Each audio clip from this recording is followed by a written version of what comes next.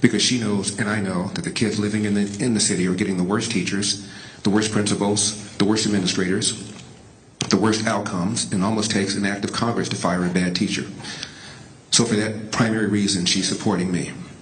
Regarding school choice, speaking of hypocritical, President Barack Obama, when he was living in Indonesia, his stepfather was an oil company executive. He attended a private school that was set up for oil company executives. But his mom felt that school wasn't good enough. She sent him back to Hawaii to live with her parents, and he attended the finest prep school in Hawaii called Punahou. He then comes to Los Angeles after he graduates from high school and goes to a fine private school called Occidental. He finishes up at Columbia, another private school, and then he goes to Harvard. His wife, Michelle Robinson, grew up in Chicago, and while she did attend a public high school, it wasn't her nearby public high school because she thought it wasn't good enough. So she got on a bus and traveled miles away to go to a better high school. The Obama children, Sasha and Malia, they attended a private school that was set up for the teachers who teach at University of Chicago, where Obama was a law instructor. And then when the Obamas moved to Washington, D.C., Michelle made a big display of checking out the public schools and publicly said she might consider putting the kids in public school. Right. Put them in Sidwell Friends, the same prep school that Chelsea Clinton went to, that cost $40,000 a year. The girls never set foot in a public school. Obama never set foot in a public school. And Michelle Robinson attended a better high school outside of her area rather than to go to the nearby inferior public school. Then when Obama became president, he shut down the D.C. Opportunity Scholarship Program that was set up by George W. Bush that gave vouchers to kids 12 through K. It was reauthorized under President Trump. My point is the Democratic Party has been the principal obstacle towards urban kids getting the first step towards getting to the middle class, which according to the Brookings Institution, which is a left-wing think tank, means at least finish high school, presumably one where you can read, write, and compute at grade level. Hypocrisy number 2. I was interviewed this morning by Garrett, Major Garrett, who's now with CBS. And he asked me whether or not I thought the election results in the recall election would be fair, would I respect the results. I've been asked that question a lot about the 2020 election. And I said to Major, just once, I'd like somebody to ask my opponent, Gavin Newsom, does he respect the 2016 election? Because Hillary, for 4 years, referred to that election as having been stolen. Her word, not mine. She didn't just say it once or twice or 3 times. She said it constantly. For the entire 4 years of the last administration, she referred to it as stolen. She referred to the former president as illegitimate. Not just once, not just twice, constantly.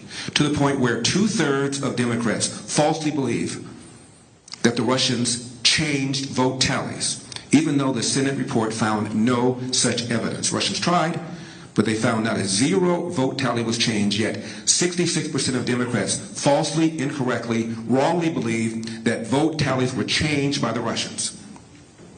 The Senate report also found no evidence one way or the other whether or not the Russians changed the outcome of the election in 2016.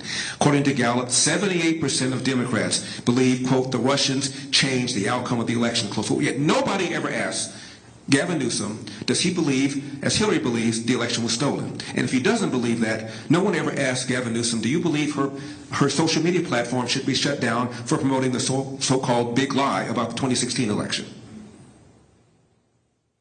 Hypocrisy number 3. The other day in Venice, at a homeless encampment, some white woman in a gorilla mask threw an egg at me.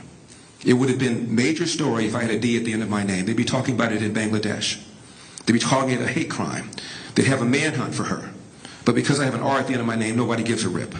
Now, I've never, ever, ever played the race card. I've never told people to vote for me because I'm black or to vote against me because I'm black. But I will tell you something. There was an article on the front page of the New York Times, all about me, negative, of course. Never once mentioned that I am black, never once mentioned that I would be the first black governor of California. That's fine with me. But on the same page, long article about the, quote, first female governor of New York, close quote. So it was relevant to the New York Times when this female governor, who only became governor because Cuomo resigned, was the first. But it's not relevant that I'm the first black governor of California. Hypocrisy, double standard.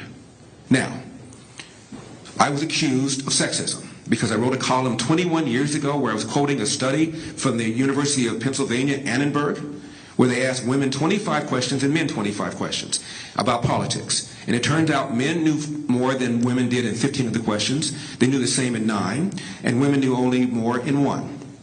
And I quoted a female professor who's still there, and she said the reason women knew less is because they get their primary source from local news. My apologies to people here from local news. And she said, and I quote, "Watching local news makes you dumber," close quote. I didn't say it, she did. And all of a sudden, I'm sexist and I believe that women are less intelligent than men. You didn't? I've written 1,200 articles. I've written an article once a week since April of 1998. I wrote about the fact that women make more money than men, young women do.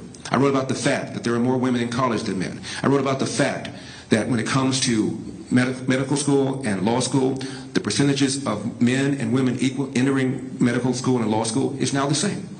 No one mentioned that. But you find some article I wrote where I was quoting somebody else, and now all of a sudden I am a sexist pig.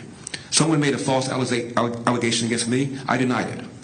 You've heard the allegation that Rose just made about Gavin Newsom's wife. She made the allegation, what, 3 days ago? Where's the Washington Post? Wrote the article about me.